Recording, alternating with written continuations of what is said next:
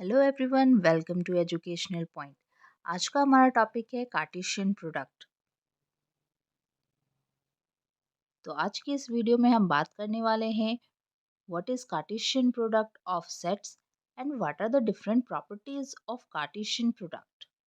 तो चलिए जल्दी से वीडियो को स्टार्ट करते हैं with the definition of Cartesian product. The Cartesian product of sets A and B is defined as the set of all ordered pairs x, y such that x belongs to A and y belongs to B. We write this product as like this and read as A cross B. किसी भी दो non empty sets A and B का Cartesian product एक ऐसा set है जिसमें सारे ordered pair x, y के रूप में कुछ इस तरीके से रहेंगे कि x जो है सेट A के एलिमेंट होंगे और y सेट B के एलिमेंट्स होंगे। सेट A और B के कार्टेशियन प्रोडक्ट को हम कुछ इस तरीके से इस क्रॉस सिंबल के थ्रू रिप्रेजेंट कर सकते हैं। और मैथमेटिकली अगर हम देखें तो A cross B is equals to x, y such that x belongs to A and y belongs to B। यानी कि कार्टेशियन प्रोडक्ट करने के बाद x, y जो पेयर हमें मिल रहा है उसमें x सेट A का एलिमेंट को रिप्रेजेंट कर रहा है और y सेट B के एलिमेंट को रिप्रेजेंट कर रहा है। तो आप समझ गए होंगे कि हमें किस तरीके से कार्टेशियन प्रोडक्ट के सेट के लिए पेयर बनाना है। चलिए अब एक एग्जाम्पल के थ्रू समझते हैं। यहाँ पे हमने एक एग्जाम्पल लिया है जहाँ पे एक सेट है A जिसके एलिमेंट है 1 एंड 2, एक सेट है B जिसके एलिमेंट्स है x, y, z। तो अगर हम इन दोनों का कार्टेशियन प्रोडक्ट करें तो हमें कुछ ये एलिमेंट्स देखने को मिलते हैं, जैसा कि आप इस पिक्चर में भी देख सकते हो। एक तरफ है हमारा सेट A और दूसरी तरफ है हमारा सेट B। और एक एक करके अगर हम सेट A के एलिमेंट्स को सेट B के एलिमेंट्स के साथ पेयर करें तो हमारा जो ऑर्डर्ड पेयर होगा कुछ इस तरीके से होगा, जिसमें हमें सेट A के एलिमेंट को पहले रखना है और सेट B के एलिमेंट्स को बाद में रखना है। तो हमारा जो पेयर बनेगा वो होगा 1x, 1y, 1z। उसी तरीके से सेट A के दूसरे एलिमेंट के साथ हम पेयर करें तो हमारा एलिमेंट कुछ इस तरीके से होगा 2x, 2y एंड 2z। तो आप देख सकते हो किस तरीके से ऑर्डर्ड पेयर हमें यहाँ पर क्रिएट करना है। और अब बात करते हैं प्रॉपर्टीज ऑफ कार्टेशियन प्रोडक्ट की। फर्स्ट प्रॉपर्टी है the Cartesian product is non commutative, that is A cross B not equal to B cross A।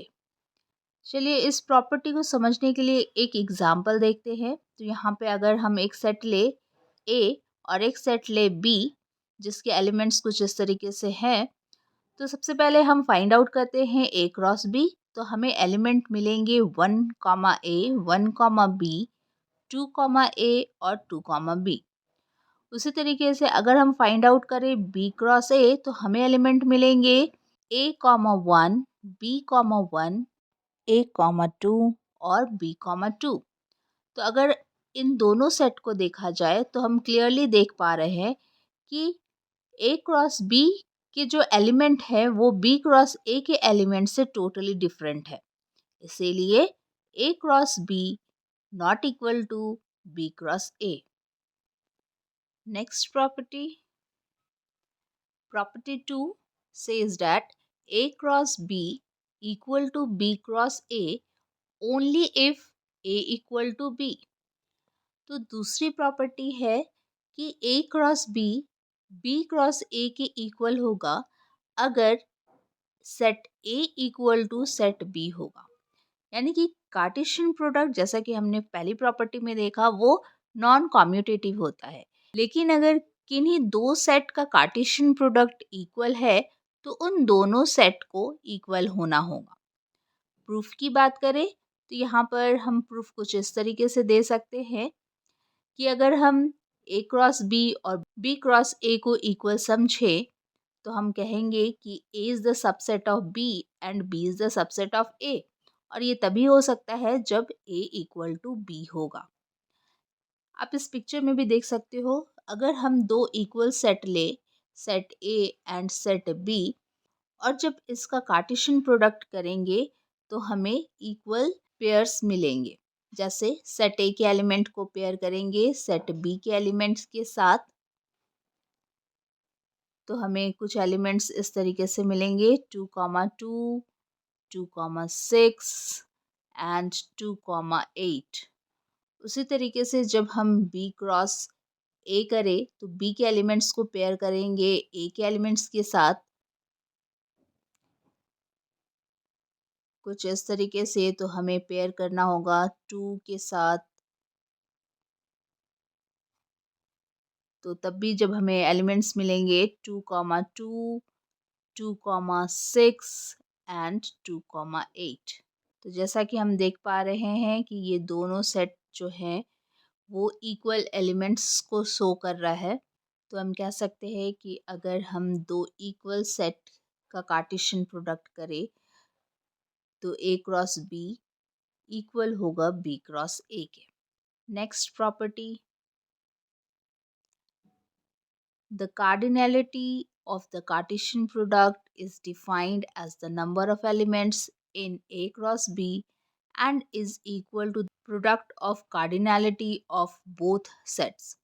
That is, A cross B is equals to cardinality of A multiply cardinality of B.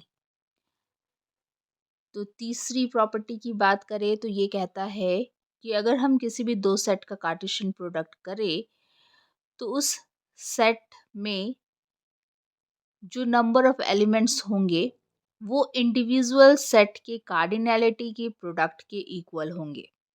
अगर हम इसके proof की बात करें तो let small a belongs to set A, then the number of ordered pair A comma B such that small b belongs to set B is cardinality of B. Therefore, we have cardinality of B choices for small b for each small a, where small a belongs to set A. Therefore, the number of elements in A cross B is cardinality of A multiply cardinality of B. तो जैसा कि हम यहाँ पे proof में देख पा रहे हैं कि अगर एक एलिमेंट स्मॉल a जो कि सेट A के एलिमेंट को रिप्रेजेंट कर रहा है तो हम उससे उतने ही पेयर बना सकते हैं जितना कि कार्डिनैलिटी ऑफ B है। और अगर हम कार्डिनैलिटी ऑफ B में जितने एलिमेंट्स हैं उन सब का पेयर सेट A के साथ बनाएंगे तो हमें उतने ही एलिमेंट मिलेंगे जितने की कार्डिनैलिटी ऑफ A है। तो इन दोनों को मल्टीप्लाई करने से ही हमें A क्रॉस B के सारे एलिमेंट्स का पता चलेगा। तो जैसा कि इस पिक्चर में हम देख सक रहे हैं, सेट A के पास दो एलिमेंट है और सेट B के पास दो एलिमेंट है। तो अगर हम A क्रॉस B करें तो हमें इन दोनों सेट के नंबर को मल्टीप्लाई करना पड़ेगा। तो इन दोनों सेट के नंबर को जब हम मल्टीप्लाई करते हैं तो हमें मिलता है 4, और यहाँ पे देखिए पेयर भी है हमारे पास 4। तो ये तीसरी प्रॉपर्टी यही कहती है कि A क्रॉस B में उतने ही एलिमेंट्स होंगे जितने कि सेट A और सेट B के एलिमेंट्स को मल्टीप्लाई करने पर मिलते हैं। Next property, property 4, A cross B is equals to 5 if either set A is equals to 5 और set B is equals to 5। चौथी प्रॉपर्टी ये कहती है कि A क्रॉस B जो है वो 5 होगा अगर सेट A या सेट B में से कोई भी एक सेट 5 होगा, यानी उस सेट में 0 एलिमेंट्स प्रेजेंट होंगे। अगर हम इसके प्रूफ की बात करें तो उस 5 कार्डिनैलिटी ऑफ 5 का मतलब होता है 0। तो A क्रॉस B भी हमारा 0 होगा, और A क्रॉस B का मतलब होता है cardinality of A multiply cardinality of B, जो कि हमने अभी प्रॉपर्टी 3 में देखी। तो हमें इसे 0 करना होगा, और इसको 0 करने का मतलब है कि सेट A या सेट B किसी भी एक सेट को 0 करना। जैसे कि आप इस पिक्चर में देख सक रहे हो, हमारे पास यहाँ एक सेट ए है और एक सेट बी है और यहाँ पर हमने ए क्रॉस बी फाइंड किया है। तो अगर हम इसमें से एक सेट को 0 कर दें तो हमें कोई भी एलिमेंट नहीं मिल पाएगा। इसीलिए ए क्रॉस बी जो है वो 5 होगा। आई होप आपको ये चारों प्रॉपर्टीज अच्छे से समझ में आ गई होगी। आज की क्लास में इतना ही। नेक्स्ट क्लास में हम सेट थ्योरी के दूसरे टॉपिक के बारे में बात करेंगे। Thanks for watching this video.